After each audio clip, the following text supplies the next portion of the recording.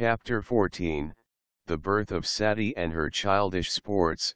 Brahma said, "In the meantime, O celestial sage, I, the grandfather of the worlds, came there, on hearing the incident. I consoled Daksha as before. Clever that I was, I made him friendly with you. O best of sages, I consoled you, my own son, beloved of the Devas, and taking you with love effected conciliation. Then Daksha, consoled by me, begot of his wife 60 comely daughters. Without any lassitude he performed their marriages with Dharma and others. O excellent sage, listen to that with pleasure. Daksha gave 10 of his daughters duly in marriage to Dharma, 13 to Kashyapa the sage, and 27 to the moon. He gave 2 daughters each to Bhrigu, Angaras and Krisasva. The other daughters were given to Tarksya. The sons and grandsons and descendants of these filled the 3 worlds. A detailed narration is not attempted here. Some say that Shiva was the eldest of his daughters, some say that she was the middle, and some say that she was the youngest. All the 3 opinions are correct in different kalpas. After the birth of his daughter, Daksha Prajapati and his wife meditated on the Mother of the Universe with pleasure. Then he lovingly eulogized her with words choked at the throat and repeatedly paid respects to her, humbly joining the palms in reverence. The goddess, who was highly delighted, thought within himself, "I shall incarnate in Virni in order to keep my word." O excellent sage, then the Mother of the Universe spoke to Daksha in mind. Then Daksha shone forth splendidly. In an auspicious hour he deposited his semen in his wife. Thus full of compassion, Shiva began to reside in the womb of Daksha's consort. All the characteristic signs of pregnancy appeared in her. Dear one, thanks to the power of the presence of Shiva, Virni had an auspicious appearance and shone all the more with mental pleasure.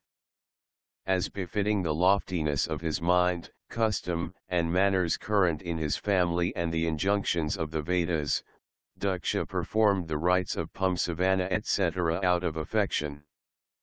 Great festivities accompanied those rites. Daksha presented liberal sums of money to the Brahmins.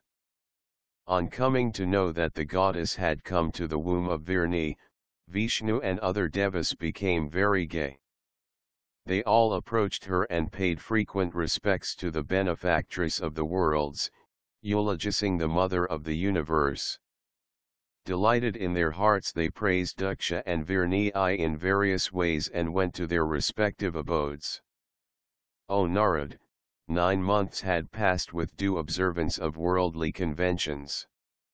In the 10th month, in an auspicious happy hour, when the moon, the stars, and the planets were favorably disposed, Shiva suddenly appeared, O sage, in front of her mother.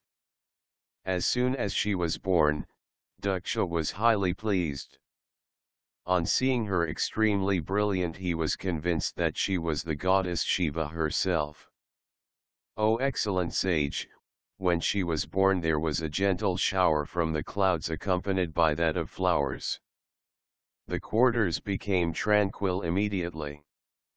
The devas gathered in the sky and played on musical instruments, sacrificial fires kindled calmly, everything indicated auspiciousness.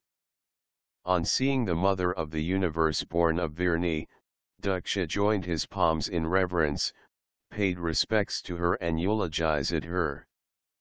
Daksha said, O goddess, the eternal Mother of the Universe, obeisance to thee. O great goddess, the truthful and truth-featured, be pleased. I bow to thee, the bestower of benefits, thee who art auspicious, calm, great illusion, mystic slumber and identical with the universe.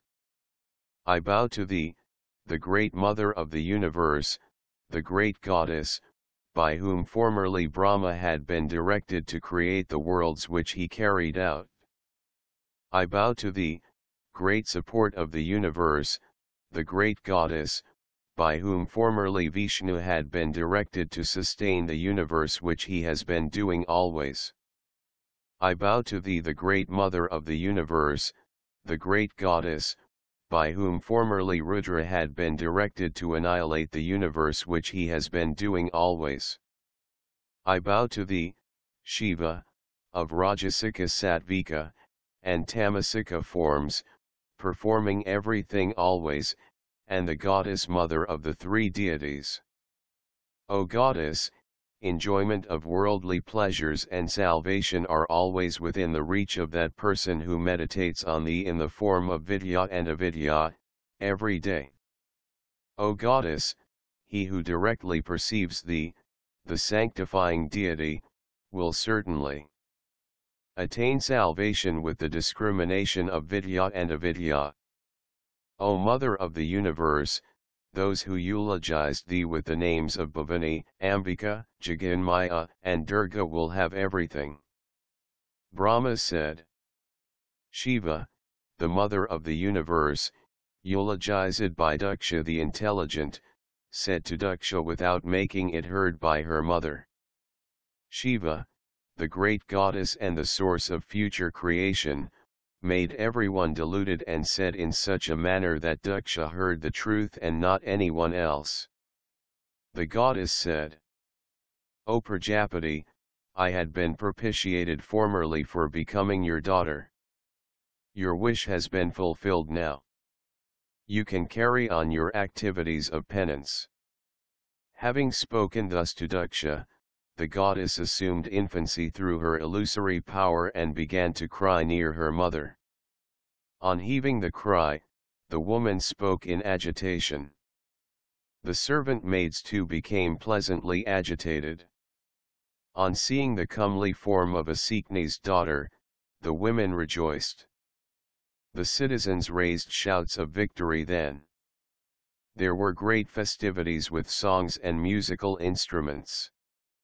On seeing the unearthly face of their daughter, the pleasure of Daksha and Asikni knew no bounds. Daksha duly performed all the conventional ceremonies and the rites of the Vedas. He gave various gifts to the Brahmins and money to others. Songs and dances were performed everywhere in a befitting manner. Musical instruments played auspicious songs repeatedly. Hari and other gods came with their attendants, along with the sages, and joined the festivities. On seeing the daughter of Daksha, the goddess mother of the universe, they bowed and eulogized her with auspicious hymns. In their great delight they shouted cries of victory. They praised Daksha and Virni in particular. Then at their bidding, the delighted Daksha named her Uma, since she inherited good qualities and was greatly admired. Her other names in the world were assigned afterwards. They are auspicious and quell miseries in particular. With palms joined in reverence, Daksha bowed to Hari, me, devas and sages. He eulogized and worshipped all. Then Vishnu and others praised Daksha and in joyous mood returned to their respective abodes, remembering Shiva accompanied by Shiva. Consecrating the daughter in a befitting manner, the mother fed her with fresh milk in the usual manner of feeding infants. Duly nurtured by Virni and the noble-souled Daksha, she flourished every day like the digit of the moon in the bright half of a month. O excellent Brahmin, even in her infancy, the good qualities entered her like all the beautiful digits entering the moon. While she was engaged in various sports in the midst of her girlfriends, she used to draw pictures of Shiva every day. Whenever she sang sweet songs, as is usual in childhood, she remembered Rudra, the suppressor of Kama. The couple, Daksha and his wife, found her unrivaled mercy increase, even as she had been a great devotee in childhood itself. Endowed with qualities of childhood and making her own residence flourish, she delighted her parents forever. Chapter 15, The Sacred Rites of Nundi and Hymn to Shiva. Brahma said, O sage, once I saw Sati standing near her father along with you. She is, as it were, the essence of the three worlds. When she saw both of us honored and bowed to by her father, Sati, following the conventions of the world, saluted us with joy and reverence. At the end of obeisance, O Narad, you and I sat in the fine seat provided by Daksha. When she humbly bowed again, I spoke to her. O Sati, secure, as your husband, the Lord of the universe, the omniscient Shiva, who desires only you and whom you too desire. O auspicious lady, you shall secure, as your husband, the person who has not taken, does not take, and will not be taking another wife. He will be unlike others. O Narad, after saying this to Sati, we stayed in Dalka's abode for a long time. We were bidden farewell by him and we went to our respective places. On hearing that, Daksha became delighted and free from all worries. Thinking that she was a great goddess, he took her with him. Thus with various charming girlish sports the goddess, who is favorably disposed to her devotees and who had assumed human form out of her own will, passed the state of girlhood. After passing her girlhood and reaching the state of early youth, she attained beauty in every limb which blazed forth brilliantly. Daksha, the Lord of Worlds, on seeing her blooming in the proper age, thought within, how shall I give my daughter to Shiva? She too desired to attain Shiva. Her desire grew every day. After knowing her father's idea, she approached her mother. Sati, the great goddess of wide intellect, sought the permission of her mother to perform the penance with Shiva as the goal, for the happiness of her mother Virni. Firmly resolved in her desire to secure Shiva as her husband, she propitiated him in her own house with the permission of her mother.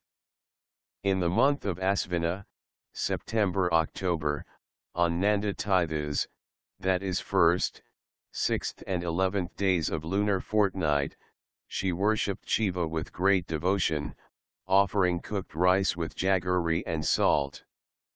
She spent a month like that. On the Katardasi of the month of Kartika, October-November, she worshipped and meditated on Lord Shiva, offering sweet pies and puddings. On the 8th day in the dark half of Margasika, November-December, Sati worshipped Shiva with cooked barley and gingali seeds and spent the other days, in devotion. On the 7th day in the bright half of Pausa December-January, Sati spent the night in keeping awake and worshipped Shiva in the morning with cooked rice and krasara jaggery mixed with gingi seeds. She kept awake in the full moon night of Magha, January-February, and worshipped Shiva on the banks of the river wearing wet clothes. On the 14th day of the dark half of Falguna, February-March, she kept awake in the night and performed special worship of Shiva with bilva fruits and leaves in every period of 3 hours. On the Shaturdasi day of the bright half of Chaitra, March-April, she worshipped Shiva with palasa and damana flowers day and night. She spent the rest of the month remembering him. After worshipping him with cooked barley and gingali seeds on the 3rd day of the bright half of Magha, January-February, she spent the month on the products of milk obtained from a cow. After worshipping him with the offerings of cloths and brati flowers on the full moon night of Jyeshtha June, she spent the whole month observing fast. On the Katardasi day in the bright half of Asita, June-July, wearing a black cloth, she worshipped Rudra with brati flowers. On the 8th and 14th days in the bright half of Sravana, July-August, she worshipped Shiva with holy sacred threads and cloths. After worshipping Shiva with various fruits and flowers on the 13th day in the dark half of Bhadra, August-September, she took only water on the 14th day. Keeping strict control over her diet and repeating various mantras, she worshipped Shiva with different fruits, flowers, and leaves fresh and readily available. The goddess Sati, who had assumed human form out of her will, became firmly devoted to the worship of Shiva on every day and month. Concluding all the sacred rites of Nanda, Sati began to meditate on Shiva with concentrated devotion. She was steady and she never thought of anyone else. In the meantime, O sage, devas, and sages with Vishnu and me at their head came to see the penance of Sati. On arrival, Sati was seen by the devas as an achievement in embodied form or as success incarnate. She was completely engrossed in meditating on Shiva. She had reached the stage of the enlightened seers. With palms joined in reverence, the devas paid respects to Sati joyfully. The sages bent down their shoulders in respect. Vishnu and others became delighted. Vishnu and others and the celestial sages joyously praised Sati's penance. They were even surprised at that. Bowing again to the goddess, the sages and devas went immediately to Kailasa, the great mountain dear to Shiva. The Lord Vishnu approached Shiva with great joy, accompanied by Lakshmi and I too, along with Savitri, the goddess of speech. On arrival there, after paying respects to the Lord with great excitement, we lauded him with various hymns with palms joined in reverence. The devas said, "Obeisance to thee, O Lord, from whom the mobile and the immobile beings have originated. Obeisance to the great Purusa, Mahisa, the supreme Isa and the great Atman. Obeisance to the primordial seed of every one, the Sithrupa, one possessed of the form of consciousness, the Purusa beyond Prakriti.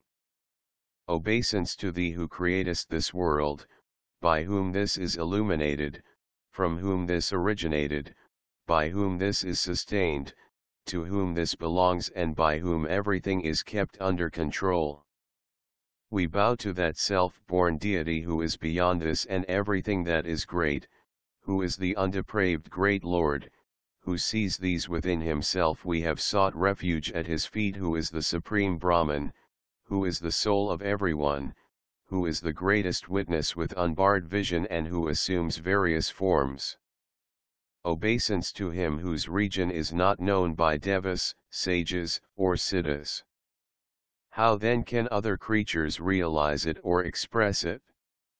He is our goal supreme, seeking to see whose region great saints free from attachment perform unmutilated vow of release. Thou hast no change like death, birth etc. that yields misery, yet by means of Maya thou assumest all these. Obeisance to thee who art the great Isha and the performer of miracles. Obeisance to Brahman, the great soul who is far removed from words. Obeisance to the formless being of immense form, the great, of unlimited power, the Lord of the three worlds, the witness of all and all-pervasive. Obeisance to the light of Atman, richly endowed with the happiness of liberation, of the form of knowledge. Obeisance to thee, the all-pervasive Lord. Obeisance to the Lord of salvation who is accessible only through the cessation of worldly activities. Obeisance to thee the great Purusa, the great Lord, the bestower of all. Obeisance to conscious principle in the corporal frame, identical with Atman, the cause of all perception. Obeisance to the original Prakriti, the great presiding deity of everything. Obeisance to thee the great Purusa, the great Lord, the bestower of all. Obeisance to thee, the three-eyed, the five-faced and the ever-luminous. Obeisance to thee who hast no cause and who seest all the qualities of the sense organs. Obeisance, obeisance to thee, the cause of the three worlds and salvation. Obeisance to the quick bestower of liberation, and deliverer of those who seek refuge. Obeisance to thee, the ocean of the knowledge of Vedic texts. Obeisance to thee, the great Lord and the ultimate goal of devotees and possessed of three attributes. Obeisance to thee, O great Lord, whose fiery heat of knowledge is latent in the sacrificial churning rod for the production of fire of three attributes. Obeisance to thee whose form is beyond the reach of fools and who livest forever in the heart of the wise. Obeisance to the liberator of the individual soul from the noose, to the bestower of salvation, to the devotee, to the self-luminous, the eternal, the unwasting, the incessant knowledge. Obeisance to thee, the self-contemplator, the unchanging, the holder of great suzerainty and glory. Never be ruthless unto them who resort to the four aims of life and desire the cherished final goal. Obeisance to thee, O Shiva. Thy devotees never desire anything solely to themselves. They sing the auspicious glory of thy life. We eulogized thee, the imperishable Supra, me Brahman, the omnipresent whose features are unmanifest, who can be attained by the yoga of the soul and is complete. O Lord of everything, we bow to thee who art beyond the perception of the sense organs, who hast no support, who art the support of all, who hast no cause, who art endless, the primordial and the subtle. All the devas, Vishnu, and others, and the world of mobile and immobile beings are created by deficient digit with the difference of name and form. Just as the flames of fire and the rays of the sun emerge and submerge, so also this current of creation and dissolution. Thou art neither a deva nor an asura, nor a man nor a brute, nor a Brahmin, O Lord. Thou art neither a woman nor a man, nor a eunuch. Thou makest nothing either the existent or the non-existent. After all negations whatever remains thou art that. Thou art the maker, the sustainer, and the destroyer of the universe, thou art the soul of the universe. We bow to that Lord Shiva. We bow to thee, the Lord of Yoga, whom the yogins who have destroyed all their actions by means of yoga, are able to realize in their minds purified by yoga. Obeisance to thee whose velocity is unbearable, who hast three Shaktis, who art identical with the three Vedas, obeisance to thee the delighted protector of immense potentiality. O Lord, thou art impenetrable to the wicked sense organs, worldly lords cannot reach thee who art beyond all paths, obeisance to thee whose splendor is mystically jaden and who art always engaged in the uplift of the devotees. We bow to thee, the great Lord, whose greatness cannot be surpassed, whose power the confounded fool with egotistic mind can never realize. Brahma said. After eulogizing the great Lord, all the devas, Vishnu, and others, stood silently in front of the Lord with their shoulders stooping down with great devotion. Chapter 16, Prayer to Shiva offered by Brahma and Vishnu. Brahma said. On hearing the song of praise offered by Vishnu and others, Shiva, the cause of protection and enjoyment, became delighted and smiled broadly. On seeing Brahma and Vishnu in the company of their consorts, Shiva addressed them suitably and asked them the purpose of their visit. Shiva said, O Vishnu, tell me precisely and without fear the purpose of your visit. I am delighted at the hymn sung by you all. I wish to hear why you have all come here and what is the work to be done here. Brahma said, O sage, when we were asked by Shiva thus, I, the grandfather of the worlds, spoke to Lord Shiva on being prompted by Vishnu. O great Lord, Lord of Devas, O Lord, the ocean of mercy, please listen why we both have come here in the company of Devas and sages. O bull emblem deity, we have come here particularly for your sake, along with these suppliants. Otherwise the universe would not be in a proper state always.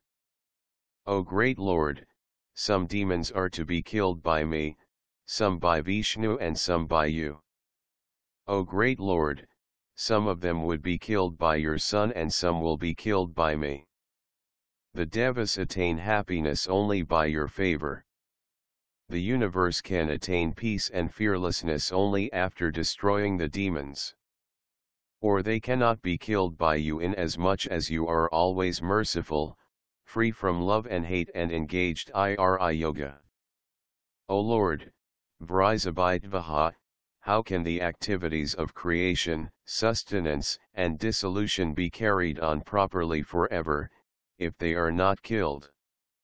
The activities of creation, sustenance, and dissolution are to be pursued by us now and then. The difference in our bodies is perceptible only through illusion. Though our real form is one, we are different in as much as our activities are different. If there is no functional difference, the difference in forms is meaningless. The same Supreme Atman, Lord Shiva, manifests in three different ways due to Maya. The Lord is independent in his divine sports. Vishnu is born of his left limb. I am born of the right limb. You are born of the heart of Shiva and are his full-fledged incarnation. Thus, O Lord, we have become three, with different forms. We are the sons of Shiv and Shiva which, O Eternal One, you must note. Vishnu and I have become united with our wives for the performance of our function. O Lord, with great pleasure we carry on our activities in the world at your bidding. Hence, for the benefit of the universe, for the happiness of the Devas, you must accept an auspicious lady as your wife. O great Lord, please listen to another incident of bygone days, just recollected by me. You yourself as Shiva mentioned this to us formerly. O Brahma, this my great form, exactly as this, will be manifested through your limb. He will be known as Rudra in the world. Brahma is the cause of creation, Vishnu is sustainer.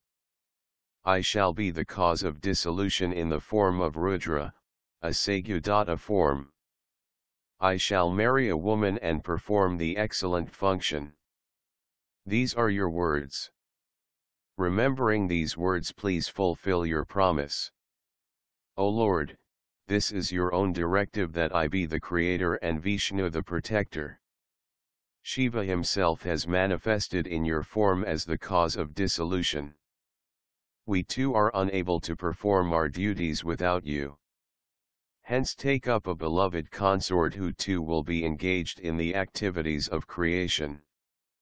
O Shiva, accept a beloved wife as a life companion in the same manner as Vishnu has taken the goddess of the lotus, Lakshmi, and I have taken the goddess of speech. On hearing these words of mine of Brahma in the presence of Vishnu, Shiva, the Lord of worlds, spoke to me with his face beaming with a smile. Shiva said, O Brahma, O Vishnu, both of you are always dear to me. On seeing you both, my delight is enhanced indeed. You two are the best among the Devas. You are the masters of three worlds. What you say is indeed weighty since you two are engaged in Shiva's work. O best of Devas, it is not proper for me to marry as I am detached from the world and engaged in penance. I always practice yoga. Of what avail is a beloved to me in this world, since I am in the path of abstinence, delighting myself in my own soul, freed of attachment, unsullied, with the body of an ascetic, possessed of knowledge, seeing himself, free from aberrations and a non-reveler. Besides, I am always unclean and inauspicious. Hence say now, what can I do with a loving wife? Even as I am engaged in yoga, I experience the mystic bliss. Only a man devoid of perfect knowledge will make much of marriage and desire it. Actually, it is a great bondage. Hence I am not interested in it. This is truth. I am telling you the truth. None of my activities is pursued with self-interest. Yet I shall carry out what you have suggested for the benefit of the universe. Considering your weighty words for the fulfillment of my promise and the goal of my task, I shall marry. I am always subservient to my devotees. O Vishnu, O Brahma, you must hear what sort of a wife I will be taking in accordance with that promise. What I say is indeed proper. Suggest a woman of comely features and yogic practice who will be able to receive my semen virile in parts. She must be a yogini when I practice yoga and a loving woman when I indulge in love. Sometimes I will be thinking about Shiva, my own form of splendor, the eternal principle which the scholars well versed in the Vedas call imperishable. When I go in trance, O Brahma, in that meditation, damned be she who causes an impediment therein. You, Vishnu, and I are the parts exceedingly of Brahman. So we are exceedingly fortunate. It is but proper to think about him. It is this worry that kept me unmarried, O lotus-seated, Brahma. Hence, get me a wife who will follow my activities ever. There is another condition to which please also listen, O Brahma. If she evinces a disbelief in me or in what I say, I shall abandon her. Brahma said. On hearing these words of Shiva in the presence of Vishnu, smilingly and joyously I spoke thus in humble spirits. O Lord Shiva, I shall suggest such a woman as you desire for yourself. She is Uma, O Lord. Formerly she manifested herself in the forms of Sarasvati and Lakshmi in order to fulfill her task. Lakshmi became the wife of Vishnu and Sarasvati mine. From her desire for the welfare of the world she has taken a third form. She is born now as Daksha's daughter in the name of Sati. O Lord, she will be an ideal wife rendering wholesome service. O Lord of Devas, at present she is performing penance for securing you. She is firm in her austere rites. She desires you as her husband. Indeed, she is highly brilliant. O Lord Shiva, be merciful to her. Grant her the desired boon. Then lovingly marry her. O Shiva, this is the desire of Vishnu, the Devas, and mine too. With a benignant look fulfill our desire. Let us see the wedding festivities with devotion. Let there be a happy and auspicious occasion, for that, in the three worlds. Let all ailments vanish. Let there be no doubt about it. Then at the conclusion of my speech, Vishnu, the slayer of Madhu demon, spoke to Shiva, who assumes various forms during his divine sports and who is favorably disposed to his devotees. Vishnu said, O great Lord, the Lord of Devas, O Shiva the merciful, there is no doubt in this that what Brahma has said constitutes what I have to say. Hence, O great Lord, be merciful to me and carry out this request. Marrying her, please make the three worlds blessed with a leader with benignant look.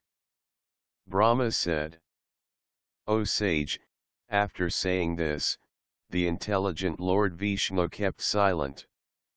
The great Lord Rudra, favorably disposed to his devotees, smilingly said, "So be it."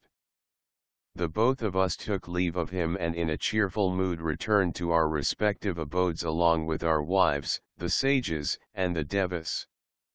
Chapter 17 Sati granted the boon. Brahma said, "O sage, thus I have told you about the prayer to Shiva offered by all the devas. How Sati obtained a boon from Shiva, you shall now listen with respect." Then, in the month of Asvina, September-October, Sati observed a fast on the 8th day of the bright half and worshipped Shiva with great devotion. When her Nanda rites were concluded on the 9th day, Navami, while she was engrossed in meditation, Shiva became visible to her. The demons Madhu and Kaidabha sprang from the ear of Vishnu while he was asleep at the end of a kalpa. As soon as born they tried to kill Brahma who was lying on the lotus sprung from Vishnu's navel. Vishnu killed them and obtained the names Kaidabhajit and Madhusudana. Shiva was fair-complexioned, handsome in appearance, had 5 faces and 3 eyes. The crescent moon adorned his forehead. He was in a joyous mood. He had 4 arms and his neck was blue in color. He was holding trident and an amulet, Brahmakavika, for protection. He was brilliant with dust. His head was comely with the celestial river Gariga. He was gay in all parts of his body. He was the abode of great beauty. His face shone with the brilliance of 10 million moons. His luster matched that of 10 million cupids. In every respect his features were such as appeal to all women. On seeing Shiva directly in such a form she bent her head from shyness and she knelt at his feet. Although he desired her to be his wife he wished to bestow on her the fruit of her penance. Thus he spoke to her in the state of her penance. Shiva said, "O daughter of Daksha, of good rites, I am delighted by these rites you have observed. Choose a boon. I shall grant it whatever it may be." Brahma said, Although Shiva, the Lord of the universe, knew her desire, he said choose a boon. It was because he desired to hear her speak. She too, who was highly bashful, could not speak out her mind as it was covered up by bashfulness. On realizing that she was fully immersed in love on hearing Shiva's pleasing words, Sarikara who was favorably disposed to his devotees was highly pleased. He repeatedly urged her speak out the boon you wish to choose, speak out the boon. Shiva, the immanent Lord, the goal of the good was drawn to Sati by her devotion. Somehow suppressing her bashfulness when Sati on the 5-faced god Shiva, on the 3-eyed Shiva. Shiva is called the blue-necked, Neelkantha or Siddhi Kantha, from swallowing the poison produced at the churning of the ocean. Spoke as you please give unto me, O bestower of boons, the desired boon or the bridegroom of my desire, without any hindrance. The full emblem deity Shiva who is favorably disposed to his devotees, did not wait for the completion of her request and said you be my wife. On hearing his words embracing the fruits of her cherished desire she kept silent.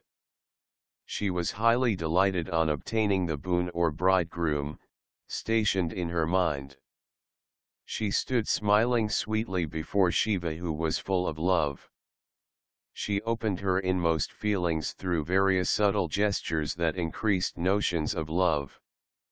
Taking up these notions, gestures, and feelings, the flavor of love called Sringara entered their hearts. O celestial sage, by the advent of the flavor of love, a peculiar glow, in the usual manner of worldly sports, was manifest in them as in the star Citra and the moon. In the presence of Shiva, whose body shone with the brilliance of crystal, Sati, who had the glossy brilliance of split collyrium, shone like a line of cloud near the moon. The delighted daughter of Daksha, with her palms joined frequently in reverence, joyfully spoke to Shiva, who is favorably disposed to his devotees. Sati said, "O great Lord of Devas, Lord of the universe, please take me with due marital rights in the presence of my father." Brahma said. On hearing these words of Sati, Shiva, favorably disposed to his devotees, glanced lovingly at her and said, "So be it." The daughter of Daksha bowed to Shiva with devotion, sought and received his consent, and returned to her mother with a fascinating gaiety. For the similarity of ideas and verbal expression, compare. Shiva returned to his hermitage on the ridges of the Himalayas and began meditations, though with difficulty, as he still felt the pangs of love in separation from Sati, the daughter of Daksha. Calming his mind somehow, O celestial sage, Shiva, the bull emblem deity, thought of me in the usual conventions of the world. Being thus thought of by the trident-bearing Shiva, I approached him immediately, prodded by Shiva's power of meditation. Accompanied by Sarasvati, I reached that place on the Himalayan ridge where Shiva stayed pining in the anguish of love for Sati. O celestial sage, seeing me in the company of Sarasvati, Lord Shiva, who was entangled in the clutches of Sati's love, said thus. Shiva said, "O Brahma, since, in the matter of accepting a wife, I showed a little selfishness, I have a feeling of possession in everything connected with self-interest. I have been propitiated by Sati, the daughter of Daksha, with devotion. Thanks to the sacred Nanda rites, I have given her a boon. O Brahma, the boon, O be my husband, was sought of me by her. Glad at heart in every respect, I had told her, be my wife. Then Sati, the daughter of Daksha, told me like this, O Lord of the universe, please accept me in the presence of my father." O Brahma, that too I granted her, as I was satisfied with her devotion. She returned to her mother's house, O Brahma, and I returned here. At my bidding you must approach Daksha. Speak to him so that he shall give his daughter in marriage to me at once. Sarasvati, the goddess of speech and learning, is the wife of Brahma. She is represented as of a graceful figure, white in color, wearing a slender crescent on her brow and sitting on a lotus. Exploit all means to cut short her days of separation. O adept in every lore, console Daksha. Brahma said. Saying thus in my presence, Lord Shiva looked at Sarasvati and evinced pangs of separation. Being thus commanded by him, I became contented and delighted. I said this to the Lord of worlds, who is favorably disposed to his devotees. Lord Shiva, on considering what you say, this is certain, O bull emblem deity, that the chief self-interest of the Devas is my interest. To Daksha himself will offer you his daughter. I too shall mention your desire in his presence. After saying this to the great Lord, I went to Daksha's residence by a speedy flight. Narad said, O Brahma, of great fortune and intellect, O eloquent one, please tell me. When Sati returned to the house, what did Daksha do thereafter? Brahma said. Having concluded the austerities, and secured what she desired as a boon, Sati went home and made obeisance to her father and mother. Her girl friends informed her mother and father about the acquisition of boon by their friend Sati from Lord Shiva, who was glad at her devotion. The parents who obtained the news through her friends were very glad and celebrated a great festival. The noble Daksha gave as much wealth to Brahmins as they desired. The noble Virni gave similar gifts to the blind, the poor, and the needy. Virni embraced her daughter on the head and delightfully praised her frequently. After some time had elapsed, Daksha, the foremost of those who knew Dharma, thought of the procedure of handing over his daughter to Shiva. The great Lord Shiva had come here himself, out of his sheer delight. But he has gone back. How will he come again to woo my daughter? Can a person be sent to Shiva immediately? No, this is not proper. If he spurns the offer, it will be a fruitless torment. Or shall I worship the same bull emblem deity? He has already granted the boon to her that he, the Lord himself, shall be her husband. Even if he is delighted at my worship, as at my daughter's devotion, he may like everything to be done through some noble mediator. Even as Daksha was constantly thinking like this, I suddenly appeared before him along with Sarasvati. On seeing me, Daksha, my son, paid due respects and stood waiting.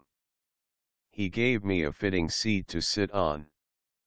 Daksha was worried with thoughts, but he became greatly delighted at my sight. He asked me the purpose of my visit. Daksha said, "O Creator, Preceptor of the universe, be kind, and tell me the purpose of your visit to me.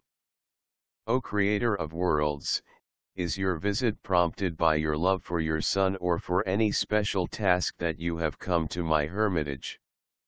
I am delighted on seeing you. O excellent sage," being asked thus by my son Daksha, I spoke with a smile, thereby delighting Daksha, the lord of the subjects. O Daksha, listen. I shall tell you why I have come here. The wholesome benefit of your progeny is what I desire and what you must also desire. Your daughter has propitiated Shiva, the Lord of the universe, and has secured a boon. The opportune moment for the same has arrived now. It is certainly for your daughter that I have been sent to you by Shiva. Listen attentively to your duty conducive to your benefit. After granting the boon, Shiva returned. But, ever since, he has not had any mental peace due to separation from your daughter. Kama could not conquer Shiva, as he did not hit at any vulnerable point, although he tried it by means of his flower arrows.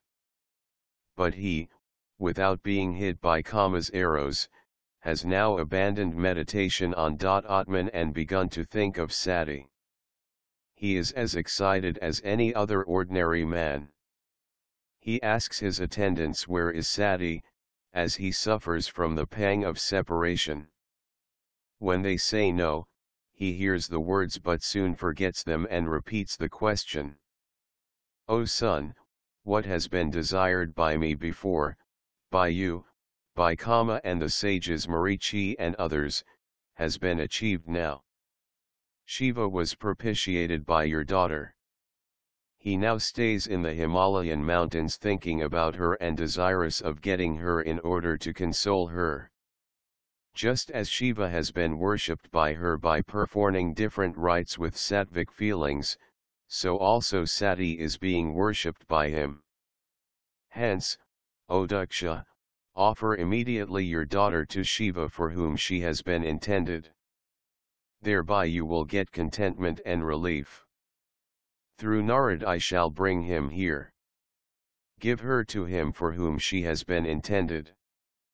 On hearing these words of mine, my son Daksha was highly delighted. He said delightfully, "It is so, it is so. O sage, I too delightfully went to the place where Shiva was eagerly waiting. At my departure Daksha, along his wife and daughter, felt contented as if he had been filled with nectar." Chapter 18, Marriage of Shiva and Sati. Narad said, "When you approached Shiva, what was it that transpired? What were the events?" What did Shiva himself do? Brahma said. I approached Lord Shiva, who was staying in the Himalayan mountains, in order to bring him to the house of Daksha. I was in a joyous mood. On seeing me, the creator of the world, approaching, the bull-emblemed Shiva had doubts about the acquisition of sati. Due to his real affection or as a part of his divine sports in conformity with the conventions of the world, or due to the devotion of sati, Shiva immediately spoke to me like an ordinary man. Shiva said, O eldest of Devas, what did your son, Daksha, do in the matter of sati? Tell me, lest my heart should be severed by the Cupid. This anxiety of separation, O eldest of Devas, running between sati and me, attacks only me, leaving the other, the woman, who very well sustains her life. O Brahma, respect the name sati. Let me do what shall be done.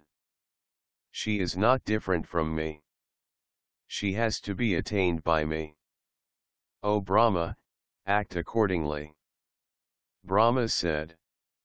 O sage Narad, on hearing the words of Shiva best speaking of his strict adherence to the conventions of the world, I told Shiva, consoling him. O bull-emblemed God, hear what my son told me regarding sati. Rest assured that what you wanted to achieve has been achieved. Daksha has said my daughter shall go to him. She has been intended for him. This has been my desire. Now that you also say, it is all the more necessary that it shall be carried out. For this purpose Shiva had been propitiated by my daughter. Now he too seeks her. Hence she has to be offered to him by me. Let him come to me in an auspicious conjunction of stars. Then, O Brahma, I shall offer my daughter to him in the form of alms. O bull-emblemed God, Daksha has told me go to his house in an auspicious hour and bring her here.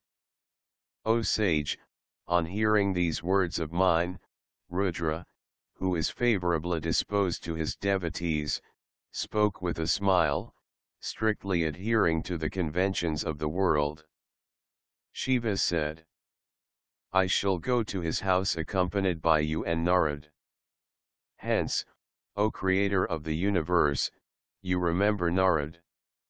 Remember your mental as well as physical sons Marichi and others. O Brahma, with all my attendants and with them I shall go to Daksha's house. Brahma said. Thus commanded by Shiva, following the conventions of the world, I remembered you, Narad and the other sons Marichi etc. Immediately after I remembered them, all of my mental sons and you arrived in a happy mood. Remembered by Shiva, Vishnu, the foremost of Shiva's devotees, came there along with the goddess Lakshmi seated on Garuda and accompanied by his army. In the bright half of the month of Chaitra, March-April, on the 13th day when the star was Uttara Falguni on a Sunday, Lord Shiva started. Going ahead, with all the devas, led by Brahma and Vishnu and accompanied by the sages, Shiva shone brilliantly. Great festivities were arranged by devas and the attendants of Shiva, who were in the happiest mood, on their way. The hides of elephant and tiger, the serpents, the crescent moon and the matted hair, all became fitting ornaments and embellishments at Shiva's will. Garuda, the chief of birds, is descended from Kashyapa and Vinata, one of the daughters of Daksha. He is the vehicle of Lord Vishnu. He is represented as having the head, wings, talons, and beak of an eagle and the body and limbs of a man. His face is white, his wings red and his body golden. Then in a trice, Shiva reached Daksha's abode seated on his speedy bull and along with Vishnu and others. With great humility and boundless joy, Daksha along with his people welcomed him. The Devas and their attendants were honored by Daksha. The sages were seated in their due order. Then Daksha took Shiva within the house along with the Devas and the sages. The delighted Daksha worshipped Lord Shiva, after offering him an excellent seat. He worshipped Vishnu, me, the Brahmins, Devas and the Gunas of Shiva, with great devotion and in fitting manner. After performing the suitable worship, Daksha in the presence of respectable sages announced the marriage agreement. Then Daksha, my son, knelt before me, his father, with pleasure and said, O Lord, the marriage rites shall be performed by you. Saying Amen, I got up with a delightful heart and performed the preliminary rites. Then in an auspicious conjunction of stars with the planets in a propitious position, Daksha joyfully gave his daughter Sati to Shiva. As a part of the rites of marriage, the delighted Shiva grasped the hand of Sati of comely appearance. We all, Vishnu, I, you and other sages, bowed to Shiva and delighted him with laudatory hymns. There were great festivities with songs and dances. The sages and the Devas were in a gay mood. After offering his daughter, Daksha, my son, was extremely satisfied. Sati and Shiva were in happy mood. Everything concluded auspiciously. Chapter 19, Description of Shiva's sports. Brahma said. After giving his daughter in marriage, Daksha gave her different articles in the form of dowry. Many gifts were given to Shiva. Daksha gave monetary gifts to the Brahmins with great delight. Then Vishnu stood up. Approaching Shiva with palms joined in reverence and accompanied by Lakshmi, the Garuda-vehicled god Vishnu spoke thus. Vishnu said, O great Lord, O ocean of mercy, Lord of Devas, O dear one, you are the father and Sati is the mother of the world. You have taken incarnation out of sheer sport for the welfare of the good and suppression of the wicked, so says the eternal scripture. You are fair complexioned and Sati has the blue luster of the glossy collyrium. I on the other hand am blue in hue and Lakshmi is fair complexioned. You two shine in juxtaposition with us two. O Shiva, along with this Sati, protect the good people and the Devas. Similarly always bestow auspicious goodness upon the people of this world. O Lord of living beings, this is my humble submission. You shall kill the man, whoever it may be, who sees or hears her with lust in his mind. Brahma said, on hearing these words of Vishnu, Lord Shiva laughed. The omniscient Lord told the slayer of Madhu, be it so. O great sage, after this, Vishnu returned to his abode. He kept the incident quite secret but asked the people to continue the festivities. I approached the goddess, Sati, and performed in detail all the sacrificial rites as laid down in the Griya Sutras.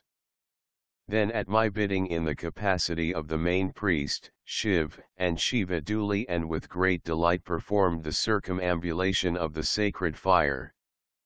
Degree.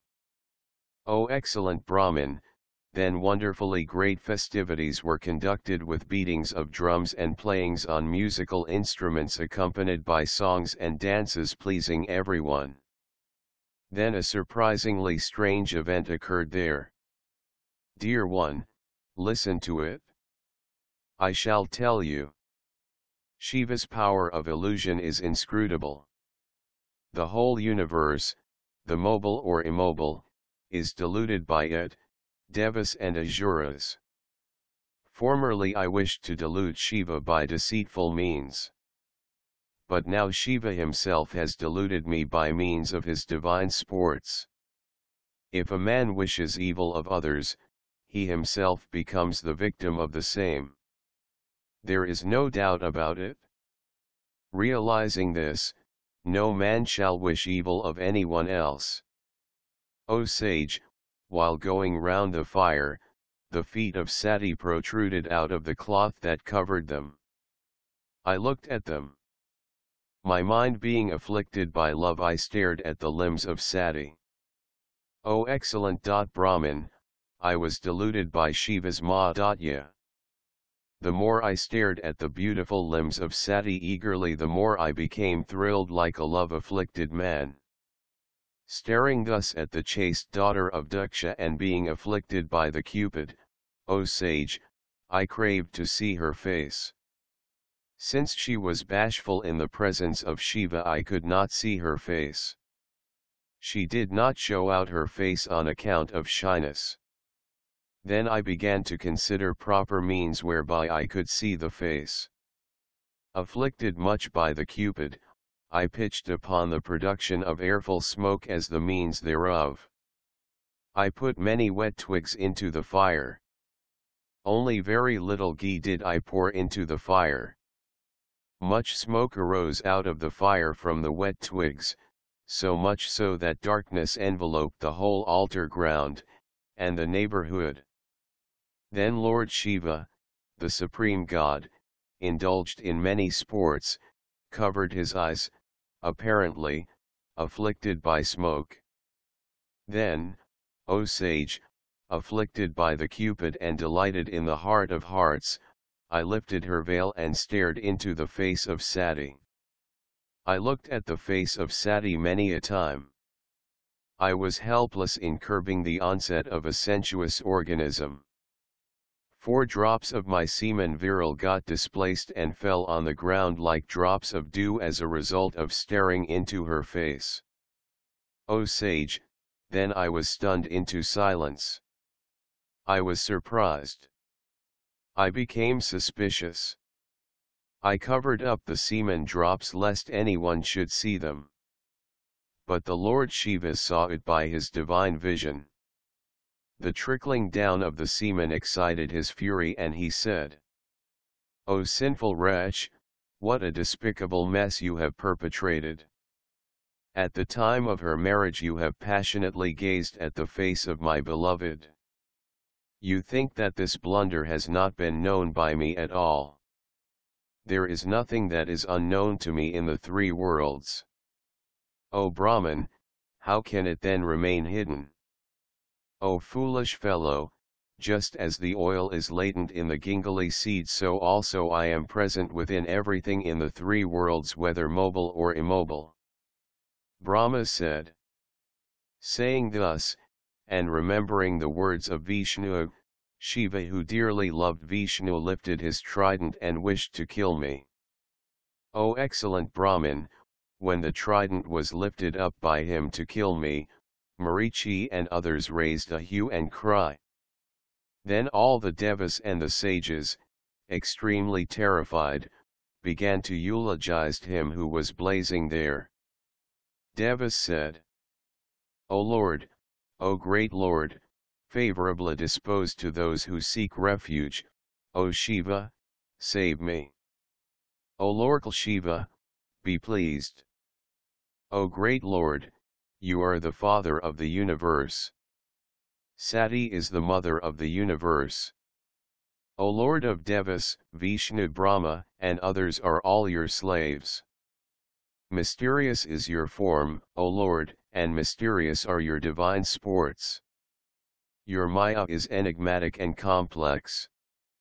Everything and everyone except your devotee is deluded by it, O Lord."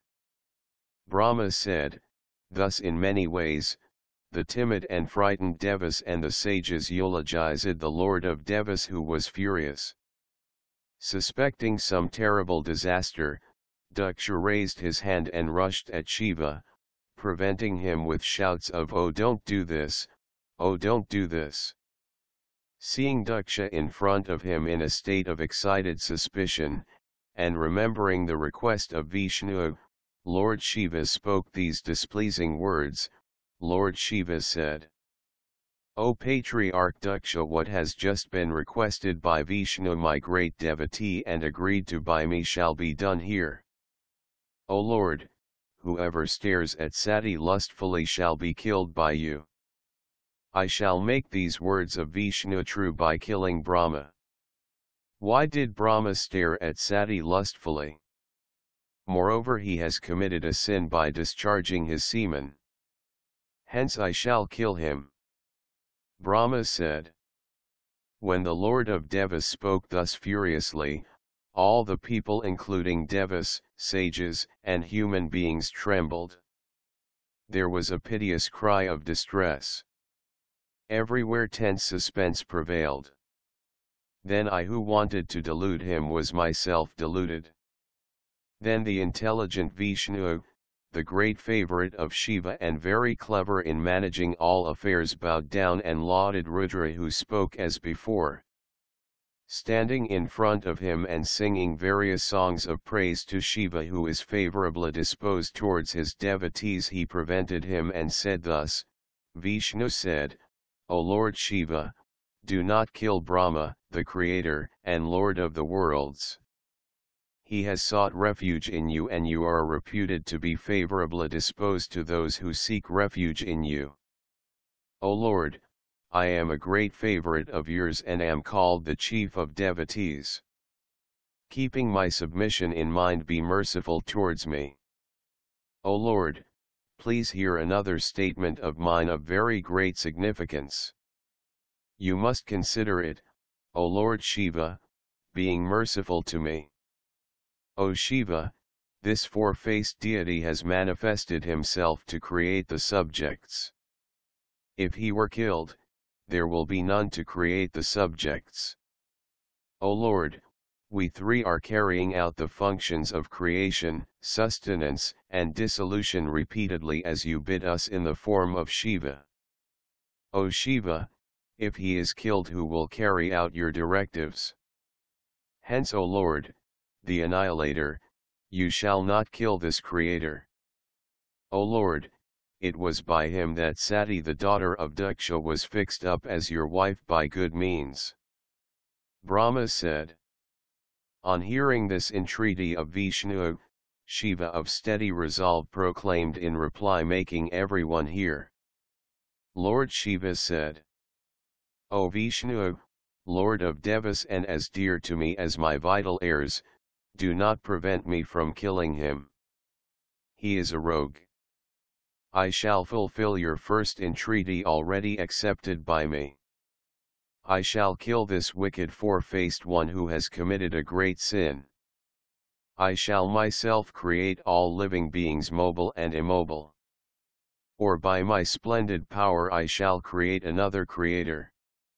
Killing this Brahma and keeping up my plighted word, I shall create another creator. Excuse me. Do not prevent me. Brahma said. On hearing these words of Shiva, Vishnu spoke again, smiling to himself and saying, Oh, don't do this. Vishnu said. Fulfilling the promise is but proper in you, the great being. But consider, O Lord, the desire to kill cannot be directed to one's own self. We three, O Shiva, are your own selves. We are not different. We are of the same form. Think over the exact state. Brahma said. Then on hearing the words of Vishnu, a great favorite, Shiva spoke again, announcing his own special pursuit. Shiva said, O Vishnu, Lord of all devotees, how can this Brahma be my own self? He is observed as different, standing before me. Brahma said. Thus commanded by Shiva in the presence of all, Vishnu spoke thus, propitiating the great Lord. Vishnu said, O Sadashiva, Brahma is not different from you, nor are you different from him. I am not different from you, O great Lord, nor are you different from me. O omniscient, great Lord, Sadashiva, you know all. but you wish to make it all heard through my oral explanation. O Shiva, I say at your bidding. May all the devas, the sages, and others hereafter retaining the principles of Shiva cult in their mind. O Lord, of thee, the manifest and unmanifest, divisible and indivisible, possessed of form or of formless brilliance, we three are the parts. Who are you? Who am I? Who is Brahma? Your own three parts, you being the Supreme Soul. They are different only as the cause of creation, sustenance, and dissolution. You shall think of yourself through your own self. O Divine One, taking up a physical body by your own sports, you are the sole Brahman, while we three in attributive forms are your very parts. O Shiva, just as the selfsame body has the parts of head, neck, etc., so also we are the three parts of Shiva. O Shiva, you are the supreme brilliance, the firmament, having your own abode. You are the primordial being, the immovable, the unmanifest, of endless forms, the eternal and devoid of attributes, length, etc. From this form alone everything has emanated. Brahma said, O excellent sage, on hearing these words the great Lord Shiva was delighted. He did not slay me. El Shiva or Sada Shiva, who is conceived as a state of silent being, is also a dynamic becoming. Brahma, Vishnu, and Rudra are the three personal manifestations of that attributeless supreme deity.